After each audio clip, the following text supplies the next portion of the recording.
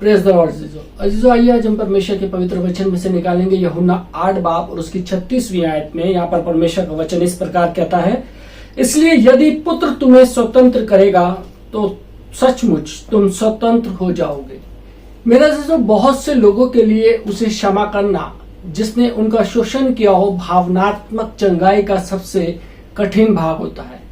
ये वो बाधा भी बन सकता है जो चंगाई को रोके, जिन्हें दूसरों द्वारा बुरी तरीके से ठेस पहुंची हो। वो जानते हैं कि बहुत आसान है कह देना क्षमा करो बजाय इसके करने के। मेरे अजीजों, मैंने बहुत अधिक मात्रा में समय बिताया है इस समस्या का अध्ययन करने और इस पर प्रार्थना करने में। प्रभु से इस व्यवहारिक जवाब मांगते हुए मैं प्रार्थना करता हूं इस विषय पर जो मैं आपको बताने वाला हूं वो इस महत्वपूर्ण मुद्दे के लिए एक ताजी दिशा बने जिससे निपटना जरूरी है। पहले मैं कहना चाहता हूं कि अच्छी भावनात्मक सेहत के लिए कड़ुहाट जो है पाले रखनी, क्रोध और क्षमा न करने की भावना का होना ठीक नहीं है। क्षमा न करने की भावना पालना जहर पीने की तरह है, इस उम्मीद में कि आपका शत्रु मरेगा। क्षमा न करने की भावना किसी में भी जहर डालती है जो उसे और कड़वा बनाती है, और ये असंभव है एक साथ चंगा होने और कड़वे बने रहने में। मेरे अजीजों, यदि आप शोषण का शिकार हैं, आपको एक चुनाव करना होगा। आप हर बार हर ठेस या समस्या को या बेहतर या बदतर बना सकते हैं। फैसला आपका है। कैसे एक ठेस या समस्या आपको बेहतर इंसान बनाती है? एक प्रश्न हमारे सामने है। परमेश्वर आपको ठेस या घाव नहीं पहुंचाते, पर एक बार ये आप पर लग जाए तो आप इसे आपके लाभ में परिवर्तित कर सकते हैं। यदि ऐसा करने के लिए आप उन पर भरोसा करें। किस पर? परमेश्वर पर। मेरे अजीजों, परमेश्वर गलतियों को चमत्कार में बदल सकते हैं। शैतान की मंशा है कि आपको तबाह करे, पर परमेश्वर जो भी शैतान आपके विरुद्ध भेजता है उसे लेकर आपकी भलाई में परिवर्तित कर सकता है। आपको इस पर विश्वास करना होगा या आप दुख में डूबे रहेंगे। जैसा कि भजन संहिता में लिखा है, भजन संहिता 27 उसकी 13वीं आयत में परमेश्वर का वचन इस प्रकार कहता है, यदि मुझे विश्वास न होता कि मैं जीवितों की पृथ्वी पर यहोवा की भलाई देखूं तो मैं मूर्छित हो जाता। मेरे अजीजों, पहले आपको परमेश्वर की क्षमा का मार्ग चुनना होगा। वह आपको पार लगा देगा। यदि आप एक विजयी जीवन जीना चाहते हैं और भावनात्मक सेहतमंदी का आनंद उठाना चाहते हैं तो आपको यह विश्वास करना होगा कि परमेश्वर का मार्ग ही सबसे उत्तम है। इस पर चलने को चुने, ये कारागार होता है। अगला, परमेश्वर की कृपा के बारे में सीखें। कृपा पवित्र आत्मा की वो सामर्थ है जो हमें प्राप्त होती है। परमेश्वर की इच्छा पूरी करने के लिए याकूब परमेश्वर के बारे में कहता है कि वह तो और भी अनुग्रह देता है। इस कारण यह लिखा है कि परमेश्वर अभिमानियों से विरोध करता है और दिनों पर अनुग्रह करता है। मेरे अजीजों, आप शायद क्षमा चुने और फिर भी आपको हताशा से जूझना पड़े क्योंकि आप अपने बलबूते पर क्षमा करने की कोशिश कर रहे हैं, जबकि आपको परमेश्वर की शक्ति की इस क्षेत्र में जरूरत होती है। भविष्यवक्ता जकरिया हमें बोलता है, यदि हम परमेश्वर के वचन में देखें, जकरिया नबी 4 बाब और उसकी 6ठी आयत में लिखा है कि ना तो बल से और ना शक्ति से परंतु मेरी आत्मा के द्वारा होगा, मुझे सेनाओं के यहोवा का यही वचन है। मेरे अजीजों, यह आपके लिए बहुत जरूरी है कि आप अपने शोषण करने वाले के सामने आमने सामने हों, ताकि आप अपने दिल में उन्हें पूरी तरह क्षमा करने का लाभ पा सके। दरअसल चाहे जिन्होंने आपका शोषण किया हो वो जीवित ना हो, आप फिर भी महान मुक्ति का आनंद उठाएंगे यदि आपने उन्हें आपके साथ किए हुए पाप से मुक्त किया। मेरे अजीजों, क्षमा करना चुनने के बाद में और ये महसूस करने के बाद कि आप परमेश्वर की मदद के बिना क्षमा नहीं कर सकते, प्रार्थना करें और हर एक व्यक्ति जिसने आपको ठेस पहुंचाई मुक्त करें। इस प्रार्थना को ऊंचे शब्दों में दोहराए। मेरे अजीजों, मैं क्षमा करता हूं उस व्यक्ति को नाम लेकर जो उसने मेरे साथ किया है। मैं आपके मार्गों पर चलना चुनता हूं। प्रभु, मैं आपसे प्रेम करता हूं और ये परिस्थितियां आपके हाथों में सौंपता हूं। मैं अपनी चिंता आप पर डालता हूं और मैं अपने पूरे इलाज के लिए आप पर विश्वास करता हूं। मेरी सहायता करें प्रभु, मुझे उन सभी घाव से चंगाई दे जो मुझ पर लगे हैं। मेरे अजीजों, बहुत से शास्त्र वचन हैं जो हमें बताते हैं कि हमारा प्रतिशोध परमेश्वर लेता है। यदि हम देखें यशायाह नबी की पुस्तक 54 बाब और उसकी 17वीं आयत में परमेश्वर का वचन कहता है कि जितने हथियार तेरी हानि के लिए बनाए जाएं उनमें से कोई सफल ना होगा, और जितने लोग मुद्दई होकर तुझ पर नालिश करें उन सबों से तू जीत जाएगा। यहोवा के दासों का यही भाग होगा और वो मेरे ही कारण धर्मी ठहरेंगे। यहोवा की यही वाणी है। मेरे अजीजों, परमेश्वर वो है जो हमें हर्जाना देता है, वो हमारा इनाम है। याद रखिए, यदि हमारे साथ किसी ने बुरा किया है तो उसका हर्जाना हमें परमेश्वर देता है। यशायाह 35 बाब और उसकी 4थी आयत में कहता है कि घबराने वालों से कहो, हियाव बांधो, मत डरो, देखो तुम्हारा परमेश्वर बदला लेने और प्रतिफल देने को आ रहा है। हाँ, परमेश्वर आकर तुम्हारा उद्धार करेगा। मेरे अजीजों, वो न्याय के परमेश्वर है और केवल वही न्याय दिला सकते हैं। केवल वही आपको पहुंचाई ठेस के बदले में आपकी भरपाई कर सकते हैं और केवल वही आपके इंसानी या मानवीय शत्रुओं से निपटने में सक्षम है। बाइबल विश्वासियों को प्रोत्साहित करती है कि एक दूसरे के साथ मेल मिलाप से रहें और अपनी देखभाल के लिए परमेश्वर पर भरोसा करें। रोमियो 12 बाब और उसकी 19वीं आयत कहती है, हे प्रियो, अपना पलटा ना लेना, परंतु क्रोध को अवसर दो, अर्थात परमेश्वर के क्रोध को, क्योंकि लिखा है पलटा लेना मेरा काम है। प्रभु कहता है कि मैं ही बदला लूंगा। इब्रानियों 10 बाब उसकी 30 और 31 आयत कहती है, क्योंकि हम उसे जानते हैं जिसने कहा है कि पलटा लेना मेरा काम है, अर्थात बदला लेना और पूरा न्याय दिलाना मेरे वश में है।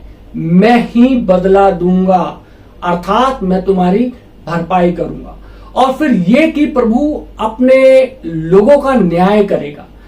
जीवित परमेश्वर के हाथों में पड़ना भयानक बात है। मेरे अजीजों, न्याय करना बहुत आसान है, पर बाइबल हमें बताती है कि दया न्याय पर जयवंत होती है।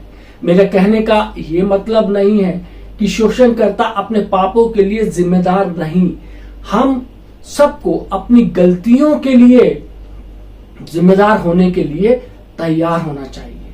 परमेश्वर ने मुझे बताया कि कृपा द्वारा हम क्यों के पीछे का क्या देख सकते हैं। कृपा और दया केवल गलतियों पर ही ध्यान नहीं देती है, वो उससे कहीं अधिक परे देखती है कि उस व्यक्ति के बचपन में क्या खराबी थी, उसका स्वभाव और उस व्यक्तित्व का पूरा जीवन कैसा था। हमें ये जरूर याद रखना चाहिए कि परमेश्वर पाप से नफरत करते हैं परंतु पापियों से प्रेम करते हैं।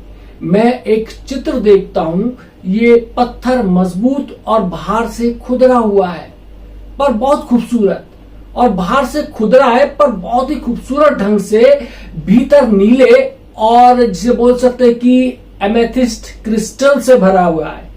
उसके बाहरी ओर से देखने पर कौन कल्पना कर सकता था कि सतह के नीचे इतनी अद्भुत खूबसूरती छुपी हुई है।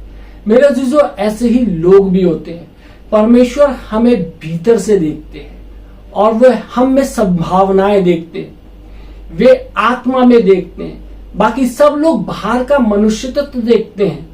जब तक कि हमें परमेश्वर द्वारा प्रशिक्षण प्राप्त नहीं होता कि हमें जो स्वाभाविक नजरों से दिखता है उससे परे की कल्पना कर सके, हम हमेशा अपने दिलों में न्यायी भावना लेकर जिएंगे। याद रखें, ठेस खाए लोग ठेस पहुंचाते हैं। मेरे अजीजों, यीशु बहुत स्पष्ट थे कि हमें उनके साथ क्या करना है जो हमें ठेस पहुंचाते हैं। यदि हम देखें मत्ती 5 बाब और उसकी 44वीं आयत में प्रभु यीशु कहते हैं, परंतु मैं तुमसे कहता हूं कि अपने बैरियों से प्रेम रखो और अपने सताने वालों के लिए प्रेम रखो। मेरे अजीजों, लूका 6 बाब उसकी 28 और 29वीं आयत में यीशु कहते हैं कि जो तुम्हें शाप दे उसको आशीष दो, जो तुम्हारा अपमान करे उसके लिए प्रार्थना करो, जो तेरे एक गाल पर थप्पड़ मारे उसकी ओर दूसरा भी फेर दे, और जो तेरा दोहर छीन ले उसका कुर्ता लेने से भी उसको ना रोक। मेरे अजीजों, रोमियो 12 बाब और उसकी 14वीं आयत में वचन कहता है कि अपने सताने वालों को आशीष दो, यानी कि वो जिनका आपके प्रति रवैया क्रूर है, गलत है, खतरनाक है, आशीष दो, श्राप ना दो। मेरे अजीजों, बहुत से लोग अपने शत्रुओं को क्षमा करने का दावा करते हैं पर नहीं करते, या उनके लिए प्रार्थना नहीं करते। जिन्होंने उनको ठेस पहुंचाई उनके लिए प्रार्थना करना, जिन्होंने हमारे साथ बुरा किया उन्हें पश्चाताप के मुकाम तक लाता है और उन्हें सच में अनुभव कराता है कि वे दूसरों को कितना नुकसान पहुंचा रहे थे। ऐसी प्रार्थना के बिना वे शायद धोखे में ही रहें। परमेश्वर से प्रार्थना करें कि वो आपके शत्रुओं को आशीष दे, वो जिन्होंने आपका शोषण किया है, मजाक और गलत इस्तेमाल किया। आप नकली तौर पर प्रार्थना नहीं कर रहे हैं कि उनके कार्यों को आशीष मिले, पर ये एक व्यक्ति के रूप में उन्हें आशीष मिले। मेरे अजीजों, यीशु के जाने बिना किसी के लिए भी सच्ची आशीष पाना असंभव है। शोषण का शिकार होते हुए यदि आप अपने शोषणकर्ता के लिए प्रार्थना करेंगे तो आप रोमियो 12 और 21 के कथन को साकार करेंगे, जो कहता है कि बुराई से ना हारो परंतु भलाई से बुराई को जीत लो। मेरे अजीजों, परमेश्वर से मांगे कि वो आपको दया दिखाए, ना कि न्याय करना अपने शोषणकर्ता के प्रति। याद रखिए, मनुष्य जो कुछ बोता है वही काटता है। यदि आप दया बोएंगे तो दया काटेंगे। गलातियों 6 बाब और उसकी 7वीं आयत में हम पढ़ सकते हैं। मेरे अजीजों, क्षमा की प्रक्रिया का एक बहुत महत्वपूर्ण हिस्सा है अपने शत्रुओं को आशीष देना, ना कि श्राप देना। शब्द आशीष की एक परिभाषा ये भी है उनके विषय में अच्छा बोलना, और कर्ज का मतलब होता है उनकी बुराई करना। मेरे अजीजों, जब आपके साथ दुर्व्यवहार हुआ हो तो जो आपके साथ हुआ है उसे अन्य लोगों को बताने का लालच बहुत बुरा होता है। परमेश्वर द्वारा अभिषेक प्राप्त सलाह के मकसद से इस तरीके का आपसी मशवरा जरूरी होता है। चंगाई पाने के लिए, चैन दिलाने वाली प्रार्थना के लिए यह भी जरूरी होता है कि आप खुलकर बताएं कि दूसरों के द्वारा आप पर क्या अत्याचार हुआ है, पर उसके बारे में बुराई फैलाना और उसकी इज्जत पर बट्टा लगाना परमेश्वर के वचन के विरोध में है। बाइबल हमें सिखाती है कि अफवाहें ना फैलाएं, गलतफहमियां ना फैलाएं और ना चुगली करें। नीति वचन का लेखक 17 बाब और 1 आयत में कहता है कि जो दूसरों के अपराधों को ढांप देता है वह प्रेम का खोजी ठहरता है, परंतु जो बातों की चर्चा बार बार करता है वो परम मित्रों में भी फूट करा देता है। मेरे अजीजों, बहुत बार हम अपनी ठेस के लिए, चंगाई पाने के लिए हम विश्वास का सहारा लेते हैं, और साथ ही साथ हम प्रेम का शाही नियम पालन करना भूल जाते हैं। गलातियों 5 में प्रेरित पौलुस हमें बताते हैं कि विश्वास के कार्य प्रेम के द्वारा ही ऊर्जा पाते हैं। प्रेम अनेक पापों को ढांप देता है। हम जो हमारे साथ हुआ है उसके बारे में परमेश्वर से बात कर सकते हैं। हम उनके सामने भी ये बात प्रकट कर सकते हैं। किसी कारण यदि ये आवश्यक हो और यदि हम क्षमा करके और अपनी ठेस और अपने घाव से स्वस्थ होना चाहते हैं, हमें सरसरी तौर पर इस समस्या के बारे में बात नहीं करनी चाहिए या उस व्यक्ति के बारे में कोई बात जो उसका कारण हो। बाइबल हमें चेतावनी देती है कि ऐसी निकम्मी बातों के विषय में, जो कि मत्ती 12 बाब उसकी 36वीं आयत में लिखा है कि और मैं तुमसे कहता हूं कि जो जो निकम्मी बातें मनुष्य कहेगा, न्याय के दिन में वे हर एक उस बात का लेखा देगा। मेरे अजीजों, जब तक कि अपनी समस्या को बताने के पीछे कोई परमेश्वरीय मकसद ना हो, हमें स्वयं पर अनुशासन रखना होगा कि इसे खामोशी से सहें। विश्वास करें कि आपने वचन का आदर करने के लिए परमेश्वर हमें खुलकर इनाम देगा। मेरे अजीजों, जब एक शारीरिक घाव चंगा होना शुरू होता है, एक पपड़ी जमने लगती है उस जख्म के ऊपर, पर यदि उसे बार बार कुरेदा जाए तो घाव कभी नहीं भरेगा। शायद उसमें जहर भी फैलेगा और एक दाग भी छोड़ जाएगा। यही भावनात्मक घाव के बारे में भी सच है, ठेस के बारे में, और जिसने उसे पहुंचाया है उस व्यक्ति के बारे में बात करना पपड़ी उखाड़ने जैसा है। बार बार घाव खुलता है और खून रिसना शुरू हो जाता है। मेरे अजीजों, एक सबसे मददगार बात जो परमेश्वर ने मुझे बताई वो ये सच्चाई थी कि क्षमा को जुबान के अनुशासन की जरूरत होती है। शरीर हमेशा चाहता है कि वो बार बार वही मुद्दे दोहराए, पर अपराध को ढांपने से अच्छा फल मिलता है।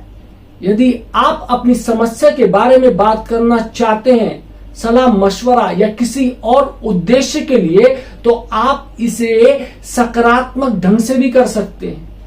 यदि आप किसी समस्या से छुटकारा चाहते हैं तो इसके बारे में बात करना बंद करें।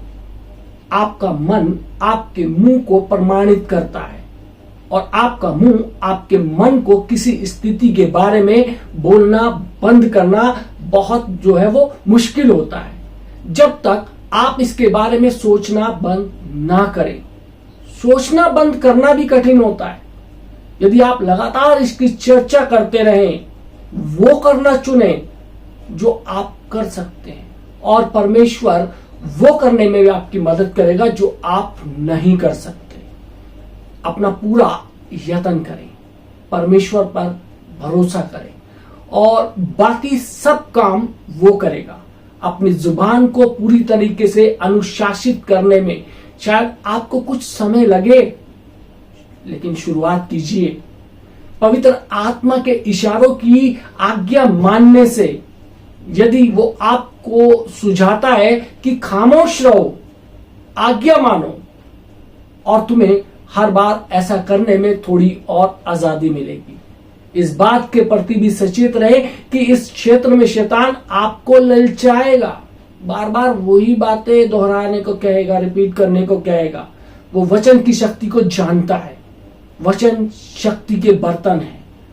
मुंह वो हथियार है जिसे आप शैतान के लिए इस्तेमाल कर सकते हैं या उसके विरोध में। इसलिए आपको अपने शब्द बहुत सावधानी से सुनने चाहिए। शैतान आपका भला चाहने वाले प्रेम भरे दोस्तों का भी इस्तेमाल करेगा ताकि आपकी समस्या बातचीत में उभरे। बुद्धिमत्ता और होशियारी इस्तेमाल करें। ऐसे जालों में ना फंसे कि वो आपका घाव दोबारा खोल दे और उसमें से लहू बहने लगे। मेरे अजीजों, संवेदनाएं या भावनाएं चंगाई की प्रक्रिया के मुख्य हिस्से हैं। और क्षमता के विषय में भी आप सभी सही फैसले कर सकते हैं और लंबे समय तक शायद आप कोई फर्क महसूस ना करें जब तक कि आप प्रभु की आज्ञा मानने का फैसला ना करें। इसलिए यह विश्वास करने की जरूरत होती है कि जो आपकी मदद करे। मेरे अजीजों, अपना अपना हिस्सा कर लिया आपने और आप परमेश्वर की प्रतीक्षा में कि वो अपना हिस्सा करे। उनका हिस्सा ये है कि आपकी भावनाओं को चंगाई दे, आपको सही और स्वस्थ महसूस कराए, घायल नहीं। अंदरूनी चंगाई केवल परमेश्वर ही दिला सकता है, क्योंकि वह पवित्र आत्मा की सामर्थ द्वारा आप में रहता है। अर्थात यदि आप पुनर्जीवित हुए हैं, आपका बपतिस्मा हुआ है, और केवल वही आपके भीतरी मनुष्य तत्व को चंगाई दे सकता है। क्यों परमेश्वर चंगाई के लिए हमें प्रतीक्षा कराते हैं? ये प्रश्न हमारे सामने आता है। प्रतीक्षा ही कठिन भाग है। हम कितने अच्छे से प्रतीक्षा करते हैं वो प्रकट करता है कि हमारा परमेश्वर में कितना विश्वास है। इब्रानियों 6 बाब और उसकी 12वीं आयत के अनुसार विश्वास और सब्र द्वारा परमेश्वर के वादे विरासत में मिलते हैं। गलातियों 5 बाब और 5वीं आयत में प्रेरित पौलुस कहता है कि आत्मा के कारण हम विश्वास से आशा की हुई धार्मिकता की बाट जोते हैं। अर्थात अपने लक्ष्य, विचार और कार्यों में हम उनकी इच्छाओं को मान्यता देते हैं। मेरे अजीजों, जब हम शरीर का अनुसरण करते हैं हमें फल की प्रतीक्षा नहीं करनी पड़ती जो हमें ठेस पहुंचाए। उनसे स्वाभाविक ढंग से निपटना कभी कभी अच्छा नहीं देता। परमेश्वर की राह कारागार होती है, पर वो सिद्धांत पर काम करती है। बीज बो और फिर सब्र से प्रतीक्षा करो। फसल काटने के लिए उसकी योजना को आज्ञाकारी मन से मानकर हम अच्छा बीज बोते हैं, जो है पहला परमेश्वर की क्षमा पाना और स्वयं से प्रेम करना। दूसरा है उन्हें क्षमा करना और मुक्त करना चुने हुए जो आपको ठेस पहुंचाते हैं। तीसरा है अपने शत्रुओं के लिए प्रार्थना करो और चौथा है उन्हें आशीष दो जो ठेस पहुंचाते हैं। और 5वीं चीज है भरोसा करो कि परमेश्वर आपकी भावनाओं को चंगाई दे रहा है। और 6ठी चीज है प्रतीक्षा करो। ये पूरी की पूरी चीजें हैं 6। यदि आप अपने जीवन में इन चीजों को करते हैं तो यकीन मानिए गहरे से गहरा घाव भी जो आपकी भावनाओं को जिन्होंने चोटिल किया है वो आपको भरने में मदद करेगा। परमेश्वर आप सबको आशीष दे। आमीन। आइए हम दुआ मांगे। महान सामर्थ्य पिता परमेश्वर, धन्यवाद करते हैं आज के सुंदर वचन के लिए। खुदा, आज हमने देखा कि परमेश्वर प्रभु यीशु मसीह हम किस प्रकार से भावनात्मक चंगाई पा सकते हैं। हम जानते हैं कि परमेश्वर हम इस शरीर में रहते हैं परमेश्वर, और ये शरीर परमेश्वर बार बार उन चीजों को कुरेदता है, बार बार उन बातों को हमारे सामने लाता है जो अत्याचार हमारे ऊपर हुए। लेकिन परमेश्वर, हम जानते हैं कि परमेश्वर तेरा अनुग्रह, तेरा प्रेम हमारे लिए बहुत है परमेश्वर। और परमेश्वर, जब हम तुझ पर विश्वास करते हैं, तेरे वचन के अनुसार अपने आप को ढालने की कोशिश करते हैं, तो शैतान के द्वारा दिए गए तमाम उन घावों को परमेश्वर प्रभु जी हम परमेश्वर तेरी सामर्थ से भर सकते हैं। परमेश्वर, आज जितने भी लोग परमेश्वर ये वचन सुन रहे हैं, इनके जीवन में परमेश्वर ये वचन जो है परमेश्वर लाभकारी हो परमेश्वर। यदि कोई किसी कारण से भावनात्मक रूप से घायल है, प्रभु जी आज तुझसे विनती करते हैं उन तमाम लोगों को चंगाई दे परमेश्वर। सुनने वालों पे प्रभु जी तेरी आशीष हो, इनके परिवारों पे खुदा तेरी आशीष हो। यीशु मसीह के नाम से मांगते हैं, आमीन।